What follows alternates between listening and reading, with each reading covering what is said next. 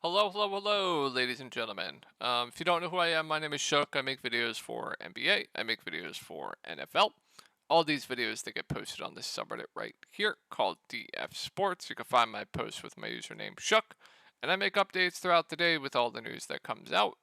You can ask me questions about the slate, just a whole bunch of stuff. That'll be linked down below. And then my Discord will also be linked down below where I have, in-depth content going over each slate, player pools for cash and GPPs, cores for cash and GPPs, just a whole bunch of stuff that'll be in the Reddit post as well.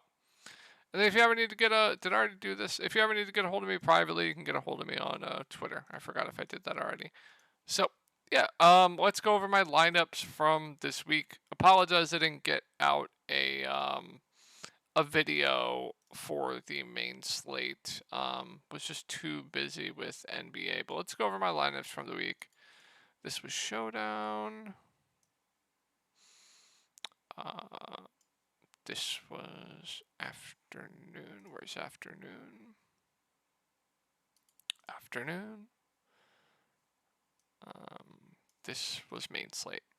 So let's go over all my lineups from this week. I show you guys my lineups every single week so you can gauge how I'm doing as a player. This was Showdown. I mean, this Showdown slate was just really, really bad.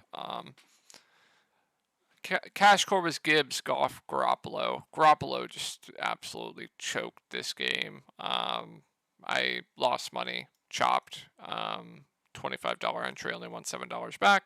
So, slight loss on Monday night. This was the afternoon, or Sunday night. I forget which day.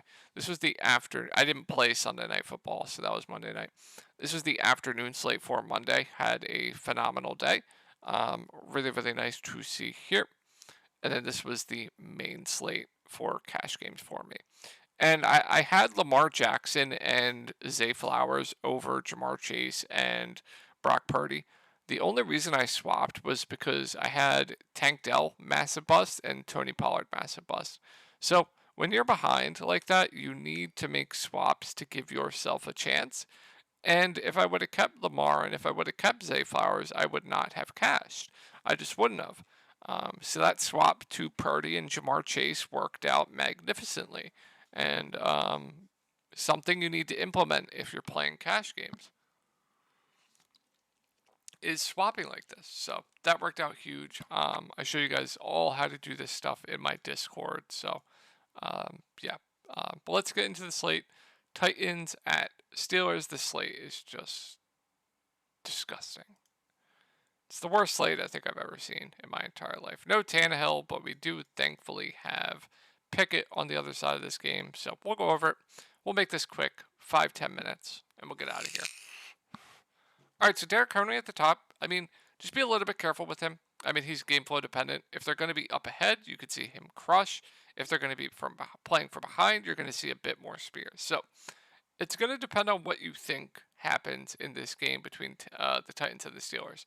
Because Derrick Henry is going to be one of the most popular plays in the slate. And if they get if they're playing from behind early, you're going to see a lot more spears and a lot less Derrick Henry, right? So be a little bit careful there. I think overall he does stand out as one of the best plays in the slate. He's still going to be used if they're playing from behind, but just not as much, right? So Derrick Henry generally for this slate is going to have a pretty high floor, and he has the highest ceiling on the slate, right? So Derrick Henry is a pretty good play. I don't think I have to explain that. He stands out as one of the best plays in this slate.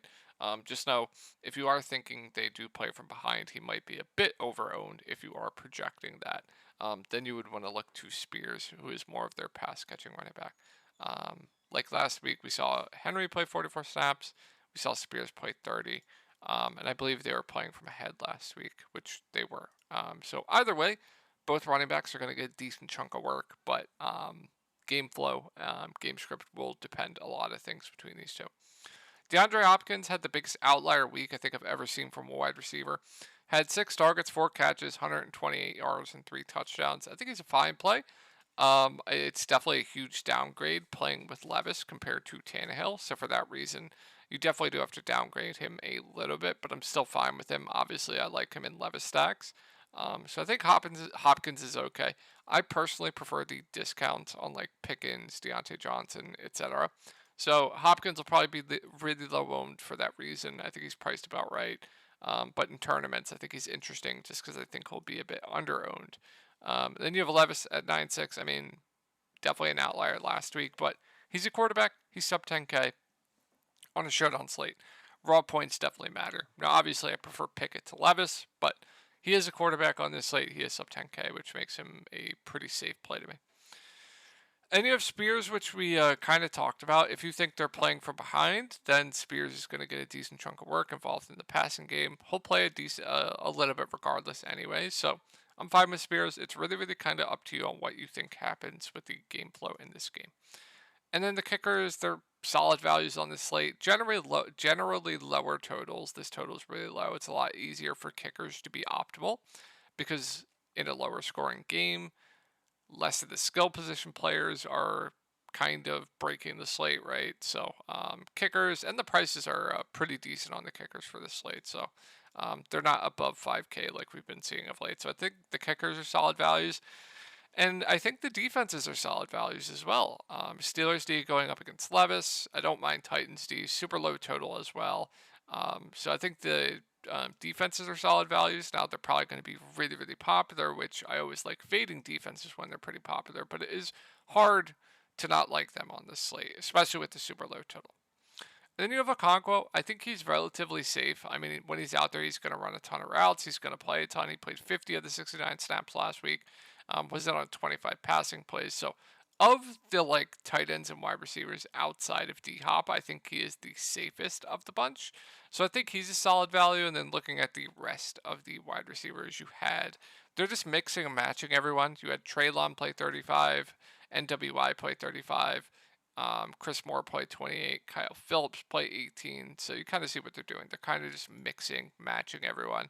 I think my favorite of this group would be Treylon Burks, and then NWI, and then Chris Moore, and then Kyle Phillips. So they're all playable. They're all just darts. Like I said, I think my favorite is Chig, but then it would be Treylon, NWI, Phillips, or Moore, and then Phillips. So hopefully that helps you a little bit.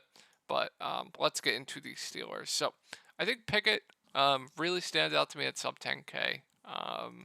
Really high, pretty high floor for a showdown slate. I know the ceiling has been a bit questionable. I know he's been really, really bad, but raw points do matter, especially on this showdown slate. So looks like he's playing. And you have Pickens and Johnson. I mean, the good thing with both of these guys is they're going to be on the field for pretty much the entirety of the game. So give me Pickens, give me Johnson, point per dollar over D Hop. And they're going to they're going to dominate the target market share. Deontay Johnson had 14 targets last week. That's definitely a bit of an outlier. But you're going to see these two guys just dominate all the usage, dominate all the target market share. So I think they both stand out to me point per dollar on this slate as two pretty good plays. It's going to be interesting to see what the ownership is between them. I think Deontay will probably get a bit more ownership than Pickens. Deontay definitely has the higher floor. I think Pickens has the higher ceiling.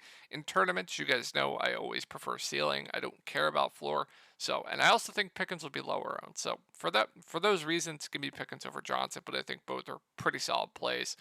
Harris and Warren, they're both going to get decent run regardless of how this game goes. Harris played 35 snaps. Warren played 33 snaps.